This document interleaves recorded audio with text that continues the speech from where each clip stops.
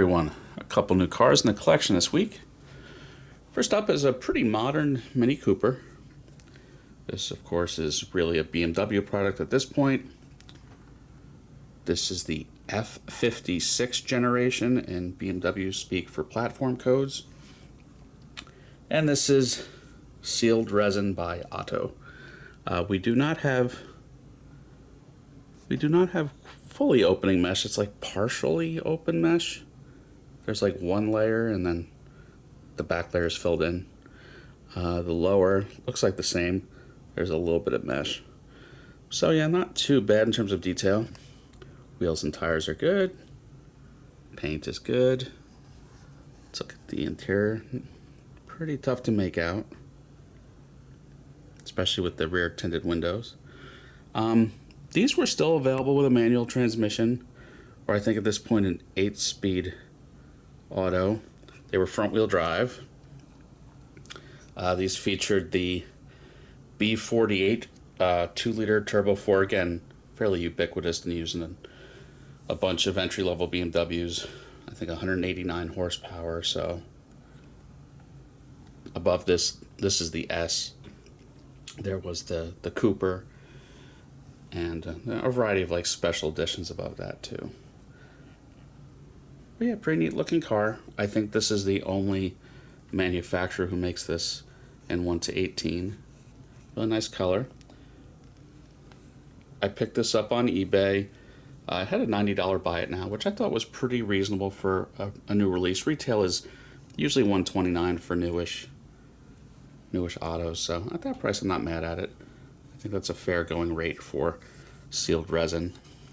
There won't be too much to see underneath.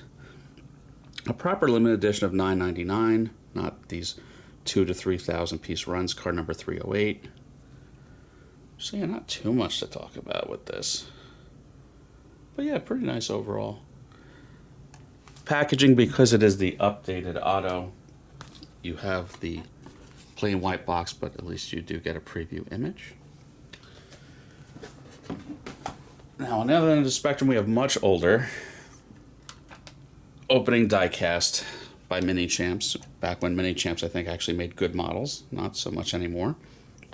This is an Opel Rekord, or Record, spelled R-E-K-O-R-D, Opel Rekord.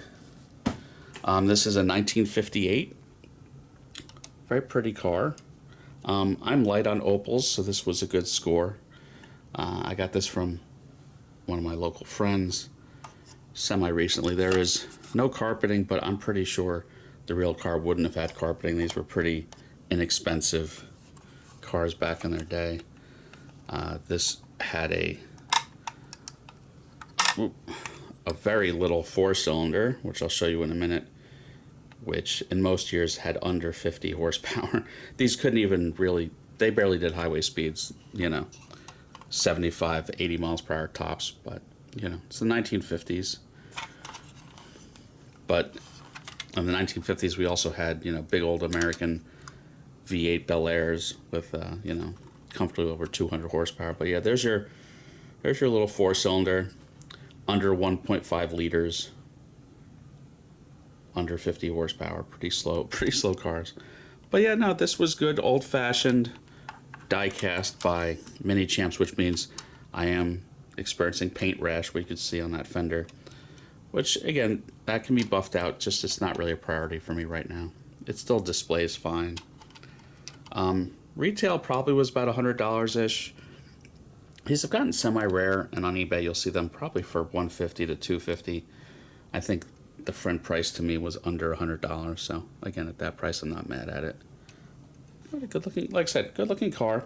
The weird thing is the white walls, I don't know, I'd have to look at more of them, but the packaging doesn't show them, so I don't know if someone at some point put the white walls on, or they just didn't bother updating the package photography. But if you see, there are no white walls on the images of this car. I prefer the white walls, but hopefully no one modified it, because I try to have stock appearing diecast. But yeah, that's the packaging. So yeah, that's it for this weekend, for this week at least. More cars coming. I'm still a little behind. So that's it. Everyone have a good one. Please like and subscribe.